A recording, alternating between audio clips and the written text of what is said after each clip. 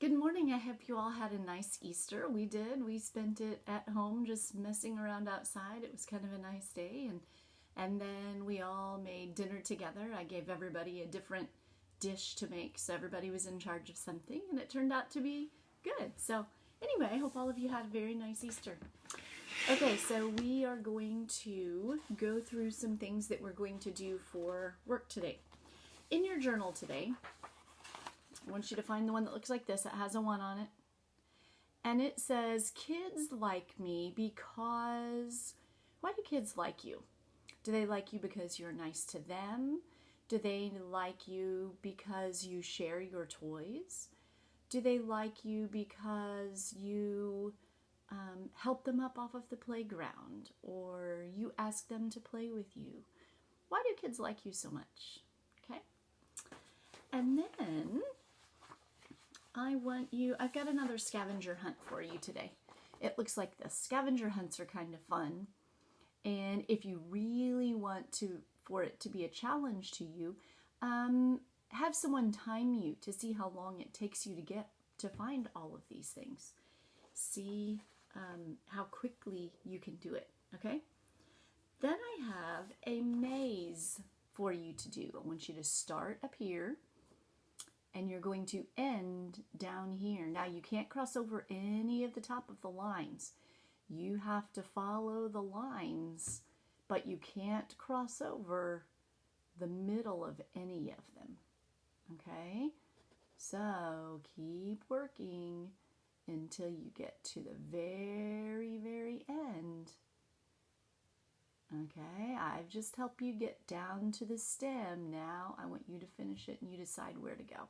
Okay, and then it gives you instructions down here on how to draw a tulip if you want to. Okay, you can learn to draw a tulip. Then I want you to, we're going to do some math. The math page that looks like this with the frogs, okay? And what I want you to do, we're going to 1, 2, 3, 4, 5. There are just 5. So I tell you what, 1, 2, 3. Let's do, let me see what. We're going to do 3 rows today. So do you see where I drew that line? We've got 1 row, 2 rows, 3 rows.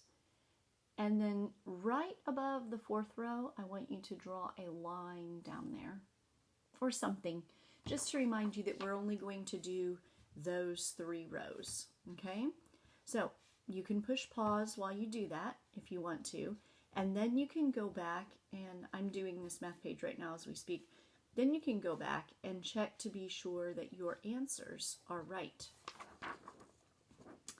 So you can push pause again to make sure that you have the right answers. All right. And the last thing we're going to do is read another chapter from Charlotte's Web. It has been so long since we've read this. Remember last chapter, they were putting Wilbur in the crate to go to the county fair, and Wilbur fainted. And so they threw some water on him and got him back into the crate. Today's chapter 25, 26, 27, is called Uncle. When they pulled into the fairgrounds, they could hear the music and see the Ferris wheel turning in the sky.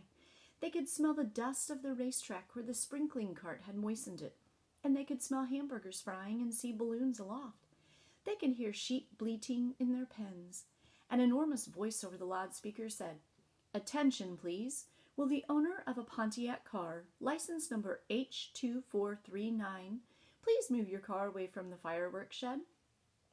"Can I have some money?" asked Fern. "Can I too?" asked Avery. "I'm going to win a doll by spinning a wheel, and it will stop at the right number," said Fern. "I'm going to steer a jet plane and make it bump into another one." "Can I have a balloon?" asked Fern. "Can I have a frozen custard and a cheeseburger and some raspberry soda pop?" asked Avery. "You children be quiet until we get the pig unloaded," said Mrs. Arable. "Let's let the children go off by themselves," suggested Mr. Arable. "The fair only comes once a year." Mr. Arable gave Fern 2 quarters and 2 dimes. He gave Avery 5 dimes and 4 nickels. Now run along, he said, and remember the money has to last all day. Don't spend it in the first few minutes. And be back here at the truck at noontime so we can all have lunch together. And don't eat a lot of stuff that's going to make you sick to your stomachs. And if you go in those swings, said Mrs. Arable, you hang on tight. You hang on very tight. You hear me? And don't get lost, said Mrs. Zuckerman. And don't get dirty. Don't get overheated, said their mother. Watch out for pickpockets, cautioned their father. And don't cross the racetrack when the horses are coming, cried Mrs. Zuckerman.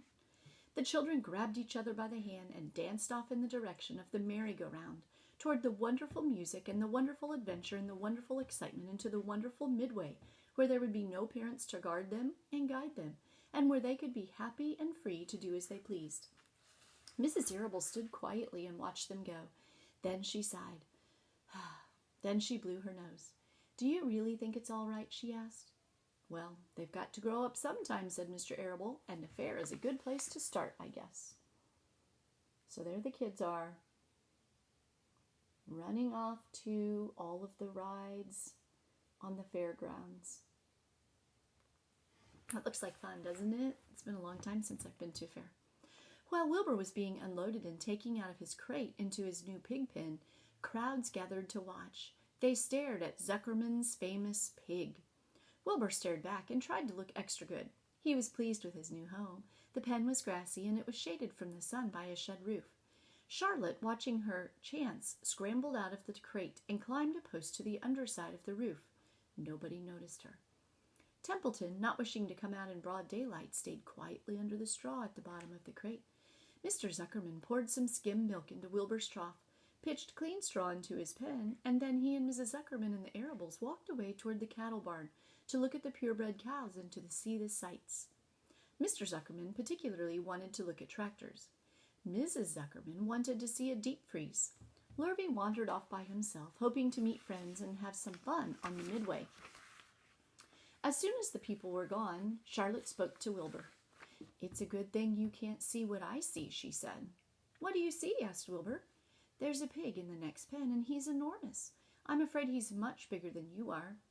Maybe he's older than I am and has had more time to grow, suggested Wilbur. Tears began to come to his eyes. I'll drop down and have a closer look, Charlotte said. Then she crawled along a beam till she was directly over the next pen. She let herself down on a drag line until she hung in the air, just in front of the big pig's snout.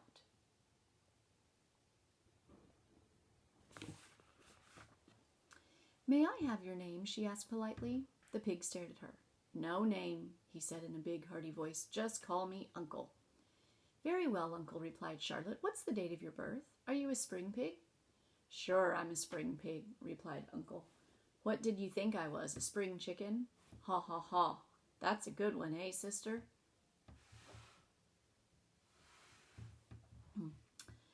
Mildly funny, said Charlotte. I've heard funnier ones, though. Glad to have met you, and now I must be going. She ascended slowly and returned to Wilbur's pen. He claims he's a spring pig, reported Charlotte, and perhaps he is.